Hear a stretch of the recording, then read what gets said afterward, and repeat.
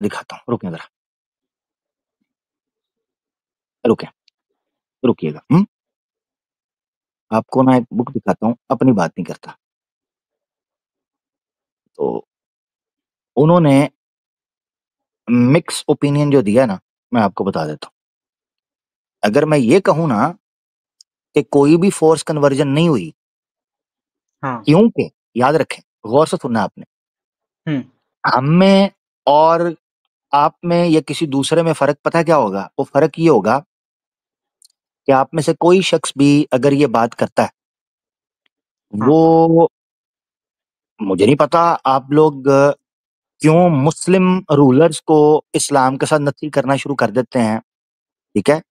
जबकि ऐसी ये बात नहीं है, औरंगजेब की बात हुई ठीक है? थी ना, इसलिए हाँ, मैंने कहा। किसी किसी की भी बात हो, इस्लाम की किसी की बात भी नहीं हो। करी मैंने, इस्लाम की तो मैंने आपसे कह दिया है, कुरान तो के बस बारे में हाँ, तो मैंने बस कह जो दिया भी कि कोई। हाँ, तो बहुत से ऐसे वाकयात हैं जिसमें मिलते हैं। अब ये चीज़ कि औरंगज़ेब पर्सनली उसमें इन्वॉल्व था, मेरे पास इसका सबूत नहीं है, ठीक है? हाँ, अब ये देखें, मैं आपको मैं इसके लिए सॉरी थोड़ा सॉरी शेयर करना रुकिएगा, चाहूँगा, 3-4 ये रुकिए, चीज़ें मैं हैं। खुद शेयर कर रहा हूँ, मैं खुद हाँ शेयर जी। कर रहा हूँ, रुकिए ज़रा, मैं खुद शेयर कर रहा हूँ।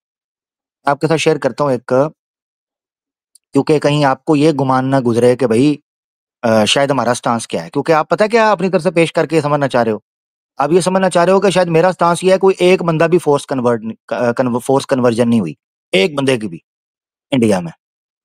मैं नहीं मानता ये, ठीक है ना? याद रखें, गलतियाँ हर जगह पर होती हैं, ठीक है? ये देखो। अच्छा जी, ये मैं पहले बताता चलूँ, ये सर टी.डब्ल्यू. आर्नल्ड की किताब है प्रीचिंग ऑफ इस्लाम, जिसका मैं ज़िक्र कर रहा था, ठीक है ना? तो हुँ। ये पेज 261 है, the spread of Islam in India. तो यहाँ वो एक जुमला बोलते हैं, वो कहते हैं, "it is established without doubt that forced conversions have been made by Mohammedan rulers." हुँ। अच्छा, वो कहते हैं, "एट इट सीम्स", याद रखेंगे नॉन मुस्लिम है, मैं फिर भी कोट कर रहा हूँ, "एट इट हाँ। Seems probable that Aurangzeb's well-known zeal on behalf of his faith has caused many families of northern India to attribute their change of faith to this." ठीक है? अच्छा, अब आपने एक चीज़ समझनी है जो यहाँ मैं पढ़ाना चाहता हूँ। हुँ, हुँ,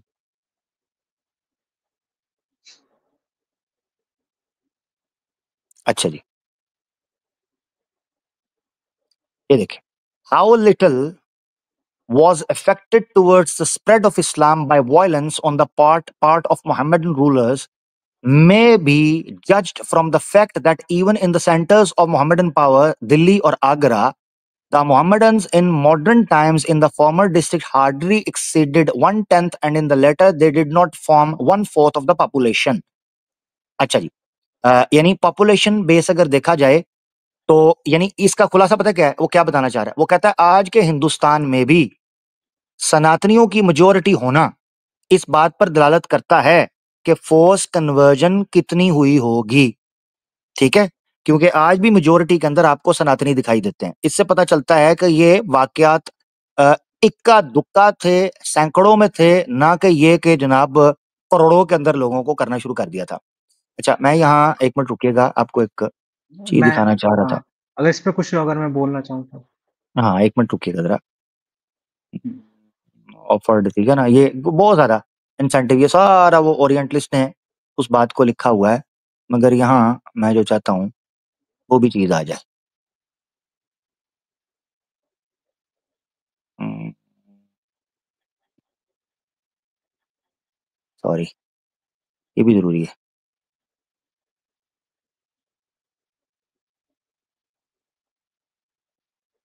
लो जी, देखना ज़रा, ये पढ़ना, ठीक है? ये प्रीचिंग ऑफ इस्लाम है, चैप्टर 9, ठीक है? The spread of Islam in India, page number है 254, ठीक है जी? इसको पढ़ें। "But among the 66 millions of Indian Muslims, there are vast numbers of converts or descendants of converts in whose conversion force played no part, and the only influences at work were the teaching and persuasion of peaceful missionaries." लो जी, अब ये बात भी लिखी हुई है, ठीक है जी? हुँ। उसी ने, मैंने उसी बुक में से आपको दिखाया, ठीक है ना? इसलिए कि मैं ये चाहता हूं कि अनबायस्ड अगर ओपिनियन आपने लेना है तो अनबायस्ड लेना है। तो एक ओरिएंटलिस्ट की किताब है, वो कहता है कि 66 मिलियन जो इंडिया के मुस्लिम्स आपको दिखाई देते हैं, बाय द वे 1891 के अंदर सेंसस हुआ था, तो उस सेंसस के अकॉर्डिंग इसने बात की है। तो 66 millions of Indian Muslims, there are vast numbers of conversion force played no part. Only influence जो था उनको इस्लाम कबूल कराने में, वो टीचिंग थी या तहरीक थी, यानी मोटिवेट करना ऑफ पीसफुल मिशनरीज। पीसफुल लोग थे, दावा देते थे, जैसे आज। इसकी मिसाल यूं यस। समझे कि आज पूरी दुनिया के अंदर या आज भी इंडिया में गजट आता है। गजट के अंदर बड़ी तादाद में हिंदू से, बुद्ध से, क्रिश्चियन से, सिख से, एथियस्ट से लोग इस्लाम कबूल कर रहे हैं। कोई तलवार जोर नहीं, कोई ऊपर टीपू सुल्तान नहीं, कोई औरंगजेब नहीं बैठा, कोई महमूद गजनवी नहीं बैठा हुआ, कोई हैदर अली नहीं बैठा हुआ। ठीक है, तो मकसद कहने का ये है, हाँ, दो चीजों में फर्क। क्या एक भी फोर्स कन्वर्जन इंडिया में नहीं हुई या बड़ी तादाद में नहीं हुई? बिल्कुल हुई होगी, हुई है, लोग कहते हैं हुई है, और हो सकती है, क्योंकि इतनी बड़ी हुकूमत है, पॉलिटिक्स है। क्या इस्लाम कहता है फोर्स कन्वर्जन के लिए? नहीं। क्या इंडिया में हुई है, वो लोगों ने की है? हाँ, बिल्कुल हुई है। क्या हम उसको ठीक, आप सुने जरा, क्या हम उसको ठीक समझते हैं? नहीं, हम फोर्स कन्वर्जन को गलत समझते हैं। ठीक है, हाँ। अब ये भी मिसालें आपको मिलती हैं। जी भाई, अब आप बात कर लें, मैंने ये बात रखनी थी, रख दी। ठीक है। अब मेरी अगर आपसे दिक्कत रहेगी कि इसमें हिंदुइज़्म की डिक्लाइन होने की आपके हिसाब से वजह क्या होगी? हिंदुइज्म के डिक्लाइन होने की, यस। हिंदुइज्म के डिक्लाइन होने की वजह खुद आप मेरे सामने मुजस्सम मौजूद हो, स्वयं खुद आप वजह हो। क्योंकि तरुण जैसे नौजवान है, उनको पता चल गया कि सनातन धर्म सेंस नहीं कर रहा। तो हिंदुइज्म के हाँ, डिक्लाइन की वजह तरुण आप अ, खुद मेरे सामने हो। ना मैंने आपको तलवार दिखाई, ना आपके परिवार ने आपको तलवार दिखाई, आप खुद मौजूद हो हिंदुइज्म के डिक्लाइन की। मैं क्या बताऊं, आप मुझे बताओगे, बल्कि आप हाँ, मैं बताओगे। इसमें थोड़ा बताना चाहूँगा। अगर मैंने ये एआई से पूछा इसलिए उसकी क्या उसमें क्या आया? रैंक उन्होंने बताई। हम्म, उसमें अच्छा, उन्होंने बताया इस्लामिक इन्वेजन, ब्रिटिश इन्वेजन, अच्छा, कास्ट सिस्टम, अच्छा। और ये मेनली 3-4 हो जा ये आए थे और मेरे को याद नहीं। आप फिर भी देख सकते हैं अगर आप चैट जीपीटी अच्छा, खोल एआई, एआई, हाँ, एआई पे आप ट्रस्ट करते हैं? हाँ, हाँ, मैं करता हूँ। मैं यहाँ पे शायद बहुत सारे लोग करते हैं, वो तो खुद कह रहे थे। तो करते होंगे, ग्ok से मेरा क्या पूछे लेना वो कह देना। रहे हैं लोग। नहीं, ग्रो जो कह रहा हूँ पूछ, आपसे ग्ok से जो पूछे। एआई पे ट्रस्ट, जो एआई पे ट्रस्ट करता है वो शौक से करे। मैं एआई से पहले जो रिसर्च होती है, एआई क्या करता है, एआई बेसिकली, सबसे पहले समझे, क्योंकि आपने जो सोर्स पेश किया वो सोर्स ही बेसिकली कंट्रोवर्शियल है। ठीक है ना, याद रखना आपने। एआई का काम ठीक क्या है। है? एआई इंफॉर्मेशन गैदर करता है, it's like a search engine. हाँ, ठीक है, उसमें जैसे से गूगल सारे था। इन्फॉर्मेशन वगैरह ठीक है, सारे रिसर्च करके निकालता है कि इंफॉर्मेशन वो क्या निकला है। गैदर करता है, गैदर करके उस इंफॉर्मेशन को छान पटक करके आपके सामने रख देता है, और अपना सा एक जवाब तलाश देता है। ठीक है, ठीक अच्छा, है। Point number one. दूसरा, हुँ, एआई को कंट्रोल किया जा सकता है? यस, एआई को कंट्रोल किया जा सकता है। किया जा सकता ठीक। है, यस, किया हाँ, जा सकता है। उसकी वजह यह है कि एआई बेसिकली जिन लोगों ने क्रिएट किया, इन्वेंट किया है, वो उस पे इंफॉर्मेशन थ्रो करते हैं, सर्च इंजन्स को कंट्रोल करते हैं, और किसी ना किसी तरीके से उसको लिमिटाइज कर सकते हैं। अपने हिसाब उनके से पास कर कंट्रोल सकते होगा, हैं। अपने हिसाब से कर सकते हैं। ठीक है ना, लिहाजा हम नहीं, एआई पर के वो ऊपर तो डिपेंडेंट बुक भी इसलिए कर नहीं कर सकते हैं। सकते। क्या चीज? वो तो बुक भी कर सकते हैं लोग, जो आपने बुक दिखाई, नहीं, वो उसमें भी फर्क है, हाँ जी। फर्क है, फर्क है। हाँ, एआई के बुक पढ़ते हुए आप रिजल्ट्स खुद निकालते हो, एआई करते हुए आप, एआई जो रिजल्ट निकालती है आप उसको मेरे सामने प्रेजेंट कर रहे हो, this is a huge difference. मैंने आपके हाँ, सामने अगर बुक पढ़ी है ना, तो बुक हाँ। पढ़ने के बाद मेरे पास कॉन्टेक्स्ट मौजूद है, बुक को रिजेक्ट कर सकता हूं, बुक पे डिपेंड वो होना चाहूं, ना होना नहीं, वो चाहूं, तो एआई मुख्तलिफ भी को बुक निकाल पढ़ सकता सकता है। हूं। आप कर लो, तो फिर एआई मुझे तो एग्जैक्टली आप जो आपने एआई पेश हाँ, की है, मैं उसको रिजेक्ट कर रहा हूं, तो आपने पेश क्यों की? यही तो कह अरे रहा हूं। सर, ये तो वही बात हो गई कि मैंने वो बुक रिजेक्ट कर दी होती तो मैं आप कर दो। इसलिए तो मैं कह रहा था कि अच्छा, अगर आपने आप जो चैट मैंने, एक मिनट, एक हाँ मिनट, जी। जो बुक मैंने पेश किया आप उसको रिजेक्ट करते हो? नहीं, मैं कहना चाह रहा हूँ कमाल बात चेक कि करें, रुके बुक जरा। तो मैंने पढ़ी ही नहीं कमाल है ना, बात जो चेक आपने मुझे करें कि बताई जो है। बुक मैंने पेश की है, कमाल बात चेक करें, जो बुक मैंने पेश की है ना तो वो मुस्लिम की है, ना वो हिंदू की है, ना वो जनाब किसी जो है ना वो और नहीं, की है, ये तो कोई बात वो नहीं थी, ये ओरिएंटलिस्ट कोई। है। सुने सुने तो सही हाँ तरह, जी। वो एक ओरिएंटलिस्ट है। मैंने दोनों ओपिनियंस रखी।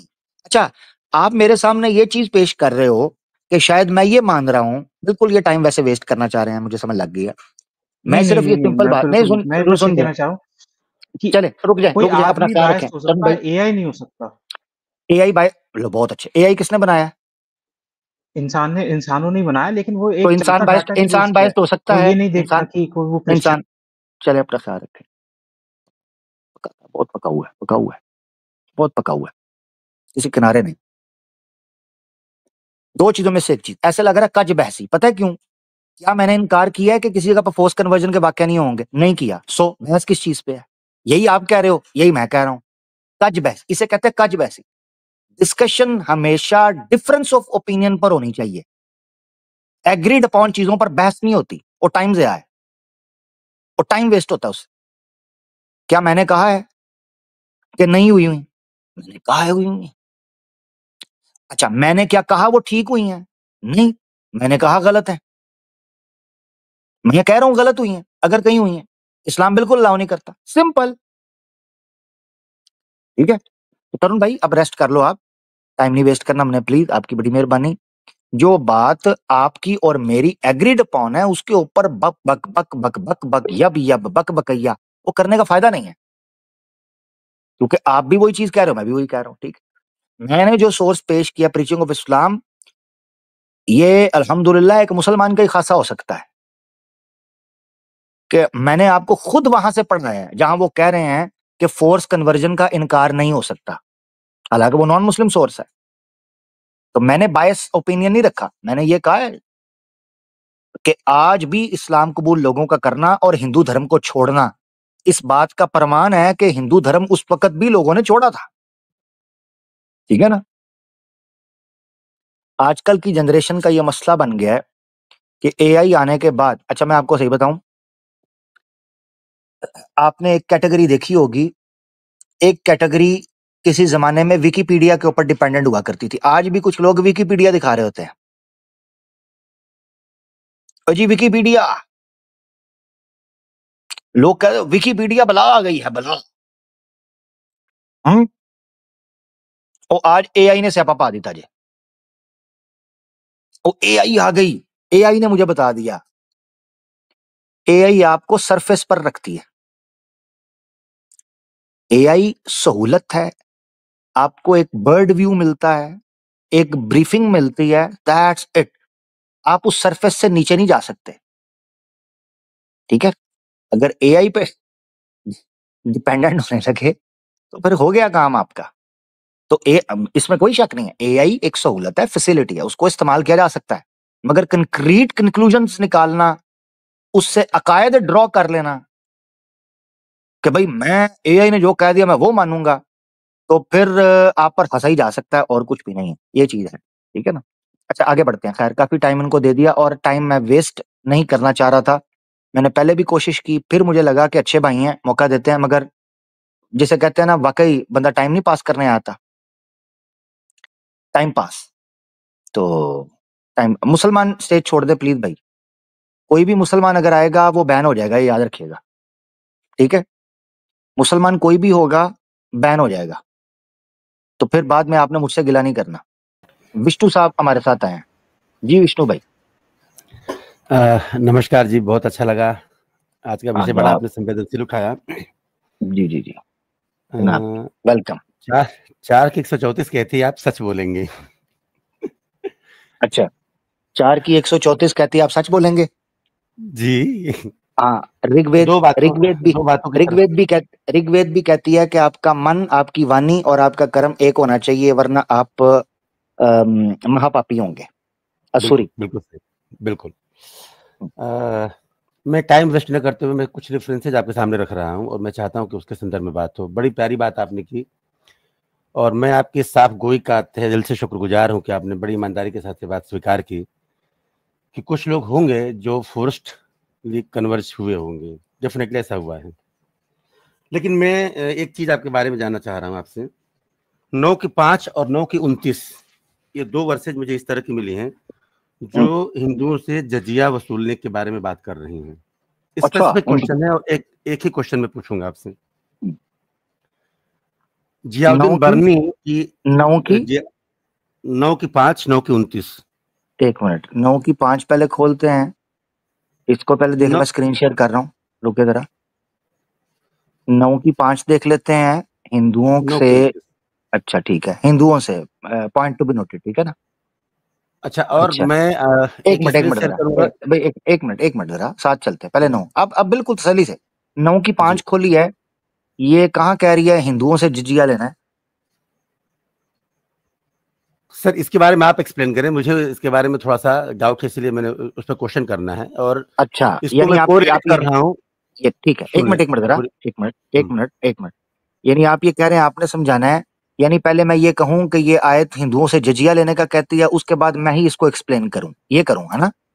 मैं ये पूछना चाह रहा हूँ कि इसमें 2 बातें कही गई कि जब हराम के महीने बीत जाएं, और उसके आगे की जो चीज़ है 9 की 5 और 9 की 29, मैंने दोनों में चीज़ पढ़ी। 9 की 17 भी मैं पढ़ रहा हूँ, तो उसमें मुझे इस तरह की चीज़ें मिल रही हैं और मैं इसका लिंक ढूंढने की कोशिश कर रहा हूँ जियाउद्दीन बर्नी की पेज नंबर 184। ओ भाई जब भाई सुल्तान भाई, एक मिनट, कुरान पहले डिस्कस होगा, इस तरह ना किया करें, आपकी बड़ी मेहरबानी। सर, अब मैं 9 की आप नौ बिल्कुल की आप 5, 9 की क्या आगे, 9 की 9 दूसरी की कौन सी है, 5, 9 की 29। 29। अब रुक जाए जरा, कुरान पहले मेरे सामने रखें, इस तरह ना करें, ये बहुत गलत है। अच्छा जी, ये जी 9 की 5 में आपने देख लिया हिंदुओं से जजिया लेने का, कुरान ने कहा, वो हमने देख लिया किधर कहा किधर नहीं कहा। 9 की 29 जो है वो हमारे सामने है, इसमें हम देखते हैं हिंदुओं से जजिया लेने का कहा जी, किस जगह पर है जी। सर, मैं आपके सामने रखता हूँ, रुकिए बस थोड़ा सा, ये मुझे दिख नहीं रही है, जो किनारे का ट्रांसलेशन हिंदी का खुला हुआ है दिख नहीं रहा है मुझे, तो चले ऐसा करें कि मैं मैं इसको ले पढ़ आता हूँ पाऊँ। जी, जी जी जी। हाँ, तो ये वे किताब वाले जो न अल्लाह पर ईमान रखते हैं और न अंतिम दिन पर, और न अल्लाह और उनके रसूल के हराम ठहराए हुए को हराम ठहराते हैं, और न सत्य धर्म का अनुपालन करते हैं, उनसे लड़ो, यहाँ तक कि वे सत्ता से विलग होकर और छोटे यानी अधीनस्थ बनकर जिजिया देने लगे। हम्म, अब ये आप इसमें ये लिखा हुआ है, कुरान के अहकाम में कुछ और लिख रहा है, मतलब जितने जगह देखा जाए उसके ट्रांसलेशन वो मिलते हैं। तो मैं आपका इस पे क्लेरिफिकेशन चाह रहा हूँ।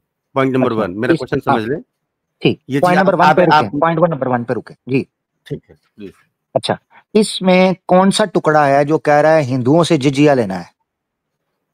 बात हिंदू की नहीं हो रही है, बात उन काफिरों की हो रही है कि जो इन चीजों पे ईमान नहीं लाते हैं, जो किताब ठीक के है, ऊपर ईमान नहीं लाते हैं, जो अल्लाह के ऊपर ईमान नहीं लाते हैं, जो रसूल के ऊपर नहीं लाते हैं, उन्हें क्या कहते हैं आप बेहतर समझाएंगे मुझे। ठीक और ठीक, चले यहाँ तक उनको जलील करो कि वो जलील होकर जजिया न देने लगे। और जजिया एक ऐसा टैक्स है जिसमें उन्हें जलालत फील होनी चाहिए, जी और जी जी जलालत जी। के कितने तरीके हैं ये आप मुझे बेहतर बताएंगे, और आपने बिल्कुल ईमानदारी के साथ रखा है, तो मैं उम्मीद करूंगा, और मैं आपको वो स्क्रिप्चर्स दिखाऊंगा, वो रेफरेंसेस दिखाऊंगा जो इसको रिप्रेजेंट करेंगे। आप इसको एक्सप्लेन कर रहे हैं और फिर आप ठीक, उसके ऊपर बात करेंगे। जी जी, अभी जरा रुकिएगा जरा, है बिल्कुल। तो रुकिएगा जी। ले जी, जलालत के कितने तरीके हैं, इन्होंने कहा आप बताएंगे। मुझे अधिकार है जी, मैं बता सकता हूँ जलालत का एक तरीका। ये सर, जी, पहले ये इसको देखें, 9 की 29 कर हाँ ले, फिर मैं दूसरी रेफरेंस आपके इसी सामने को रखता हूँ। इसी को ही, क्योंकि सवाल उसी पर पूछा होता तो मैं उसी पर आपको बताता। आपने कहा है कि आप बता सकते हैं ज्यादा बेहतर जलालत के तरीके। ये जी जलालत का तरीका मैं, ये देखें जी स्क्रीन के ऊपर, आपकी स्क्रीन पर ये ऋग्वेद है, मंडल 10 है, वो कुरान समझाता हूँ, कुरान तो मैं समझा के भेजूंगा, उस पर दिक्कत नहीं है। ऋग्वेद मंडल 10 सूक्त 166 और मंत्रा है 3। ये देखें जी, ये शब्द देखें, मेरे से नीचे किसको करना है, पांव दबा के किसके नीचे करना है, ये देखे जरा। शत्रु जब पकड़ लिए जावें तो उन्हें बंदी घर में हाथ पैरों से बांध कर रखा जावे और फिर उन्हें अपने अनुकूल बनाया जावे। हाथ पैर बांध कर जलील करके अपने अनुकूल कैसे बनाया जाएगा आप सब जानते हैं, ठीक है जी। हाँ जी, ये तो हो गया जलील करने का पहला तरीका। ठीक, 5-6 तरीके और भी हैं, मगर डोज आहिस्ता बात आहिस्ता मैं करेंगे आगे सर, देता बड़े शौक चलूंगा। से हाँ बात करेंगे। जी, हाँ मैं आगे डोज का तरीका देता जाऊंगा। पहले आ जाते, शायद को समझते हैं, हाँ जी, हाँ वापस आ जाए। एक तरीका मैंने आपको दे दिया, अभी जैसे जैसे आप मुझसे तरीके मांगेंगे जलालत के, वो मैं देता रहूंगा। अच्छा जी, अब वापस आए। याद रखें, यहाँ कहीं भी हिंदुओं का जिक्र नहीं है, एक तो ये चीज आपने समझ लेनी है, सूरह तौबा की आयत नंबर 29, पॉइंट नंबर 1 इस आयत।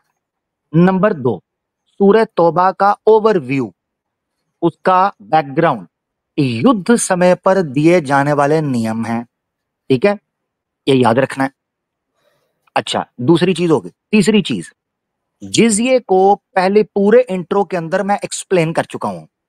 जिजिया जिम्मा बनाने के लिए एक टैक्स है जो उन लोगों से जो युद्ध करते थे सुलह मांगने पर लिया जाता है।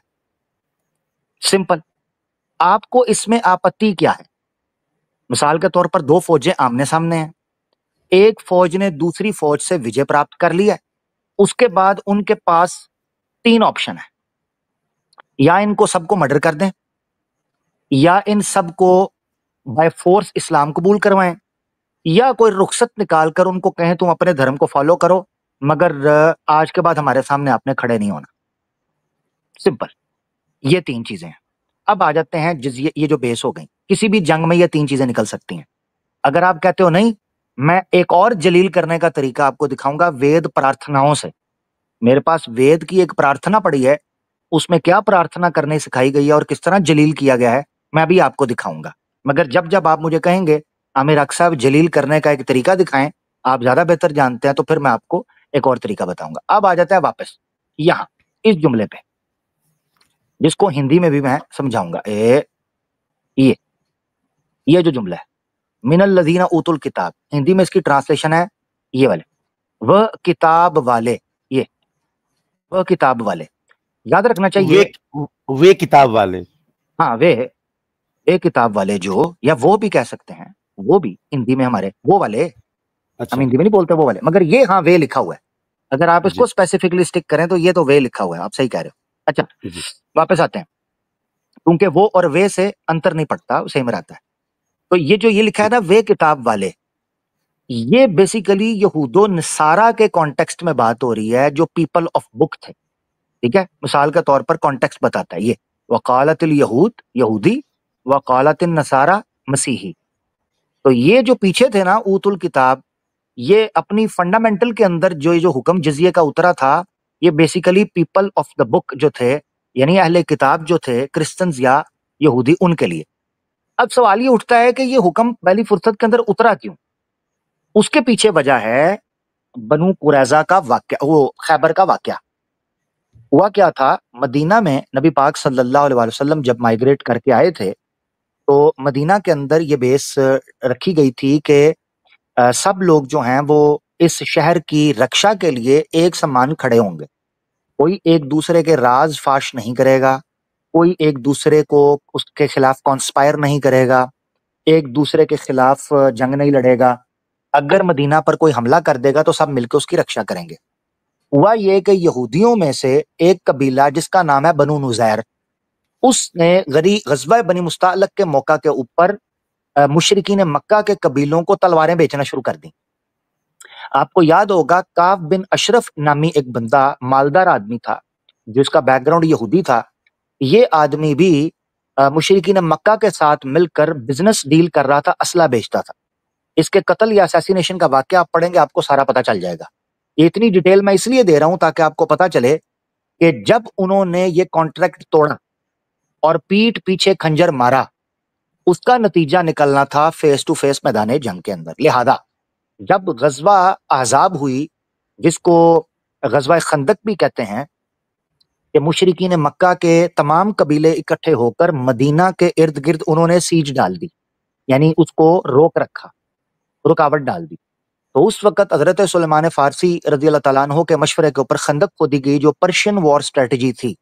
उस स्ट्रेटजी के तहत मदीना के इर्द गिर्द ठीक ठाक गहरी लंबी खंदक खोदी गई, और सर्दियों का जमाना था।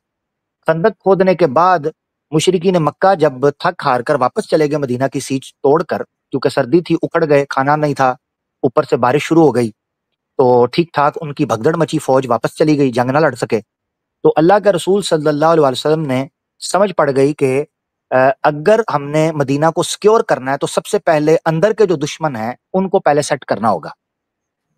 उनको सेट करने के लिए 3 बड़े कबीले थे यहूदियों के, उनको पहले वार्निंग दे दी कि आप लोगों ने ये चीज तोड़ी है, अगर आप एग्जाइल करना चाहते हैं चले जाएं। जब बनु नुज़ैर सबसे पहले उनको ये मौका दिया गया, बनु नुज़ैर खिसक लिया, कुछ हल्की फुल्की झड़पें हुए निकल गए। उसके बाद रह गया बनु कैनका और बनु कुरैज़ा। ये आगे जाकर जंगें हुई। जो बनु कुरैज़ा की जंग थी सबसे खतरनाक, जिसको खैबर बोलते हैं, वो लोग डटे रहे, जिसका नतीजा ये निकला। अब ये सारी बेस ये है। अच्छा, अब एक और पॉइंट जो मेरे ज़हन में आया इस चीज को समझते हुए कि अल्लाह ताला ने अहले किताब के मामले में जजिये की शर्त क्यों रखी?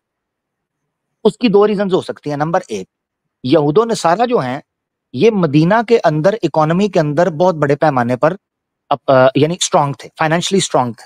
लिहाजा अल्लाह के रसूल सल्लल्लाहु अलैहि वसल्लम ने इनसे उस चीज का मुतालबा किया जो सबसे ज्यादा इनको अजीज थी।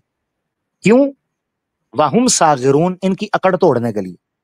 जिस माल को ये मुसलमानों के खिलाफ यूज करते थे, असला बेचते थे, फंडिंग करते थे, उसी फंड को अल्लाह के रसूल ने इनसे निकलवाया और इनको कहा कि जो जिस चीज पर तुम तिड़ते थे ना, वही चीज अब तुम हमें दोगे, क्योंकि तुम्हारा कसूर यह है कि तुमने इस्लाम के खिलाफ इन चीजों को इस्तेमाल किया।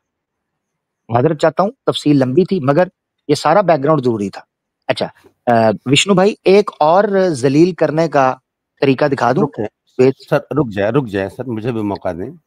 अच्छा ठीक है, मैंने कहा शायद आप चाह रहे हो कि एक और तरीका मैं वेद से दिखा दूं। जी सर, बिल्कुल बड़े शौक से सर दिखाएं। जब वेद की चर्चा होगी तो वेद पे आप आए, लेकिन अभी नहीं, चर्चा सब पे होगी। मुसलमान बैसाखी लेता है ना विष्णु भाई, बैसाखी भी तो लेनी होती है ना सर। कहाँ ये पॉइंट पे आइए सर प्लीज। नहीं, पॉइंट पे आ जाऊंगा, मगर मुझे कम से कम बैसाखी लेने से तो ना रोकें, क्योंकि हमें तो मैंने कहा रोका आपको। Thank you. ये पेज नंबर 184 है। किसका? जियाउद्दीन बर्नी की किताब है, बड़ी मशहूर। आप मैं नहीं मानता, चुप के ले जाएं। कुरान या सुन्ना पेश करना है, याद रखें, आपको पता होना चाहिए। मैं कंपेयर ही नहीं कर रहा हूँ, कुरान की बात हो गई ना। कुरान नहीं हुई ना, नहीं हुई। आपको आपत्ति है तो कुरान पे उठाएं। सर नहीं कोई आपत्ति है, मैं तो समझने के लिए आपसे आया हूँ, मुझे जानकारी इधर सुने, करता ना। इधर सुने जरा, इधर जरा सुने जरा, फर्क समझे। मेरे सामने इस्लाम पर बात करनी है तो सिर्फ और सिर्फ कुरान और सुन्ना पेश करना है।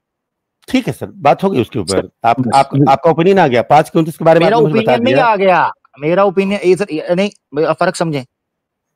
आप मुझे डिक्टेट नहीं करेंगे कि आपका ओपिनियन आ गया। मेरा ओपिनियन नहीं है, मेरा ऑर्डर है। फर्क समझ रहे हैं? चलिए आप, ठीक है, आपका ऑर्डर मैंने एक्सेप्ट किया। 9 की 29 आपने बेहतर तरीके से समझाई। मैं जानना चाह रहा हूं, कुरान और सुन्ना पेश करना आपने। जी, अब आप अपनी बात करें। मैं कुरान और सुन्ना पेश ही नहीं कर रहा हूं, मैं एक वाकया आपके सामने बयान कर रहा हूं। कुरान और सुन्ना आपने पेश किया है। कुरान और सुन्ना की बुनियाद पर चीज लेके आते हैं, ले आए। ठीक है, मैं समझ गया आपकी बात। आपकी बात आ गई। आप मेरी बात सुन रहे, आप मुझे थोड़ा सा समझा देंगे। जी। और ये एक वाकया है जियाउद्दीन बर्नी के पेज। ठीक हो गया, अपना ख्याल रखिएगा। Thank you so much. मैं अब एक और तरीका बताता हूँ वेद में दलील करने का। Thank you. चलते बने। कुरान और सुन्ना, फर्क समझ लें। एक मुसलमान के साथ बात होगी तो कुरान और सुन्ना पर। बरनी, बर्फी, जो गुलाब जामुन, जलेबी, रसगुल्ला नहीं, इस्लाम। मैं बात कर रहा हूं खालिस कुरान और सुन्ना पर। जितनी मैंने बातें की थी, किसी एक का रेफरेंस ही मांग लेते। मांगा नहीं, मांग लेते, नहीं मांगा। ठीक है, टाइम नहीं। वो तरुण पे पहले टाइम वेस्ट कर चुका हूं मैं, अभी ज्यादा टाइम नहीं है मेरे पास। ठीक है ना जी? हाँ, मैं जब कह रहा हूं, वो तरुण भी आया था, वो जी फलान है, फलां स्क्रीन शेयर कर रही है। मैं क्या करूं, किसने क्या लिखा है क्या नहीं लिखा होगा, मेरा क्या लेना देना।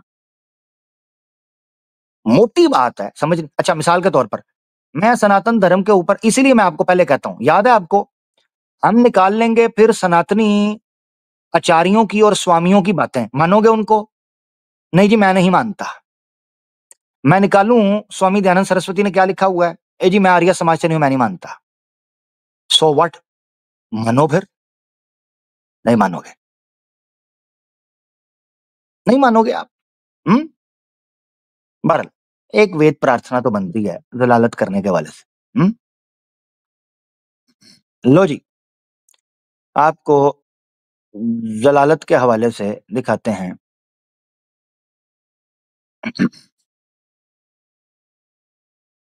अच्छा जी, अच्छा जी, अच्छा जी। लो जी, जलालत चेक करो कैसे करती है वेद।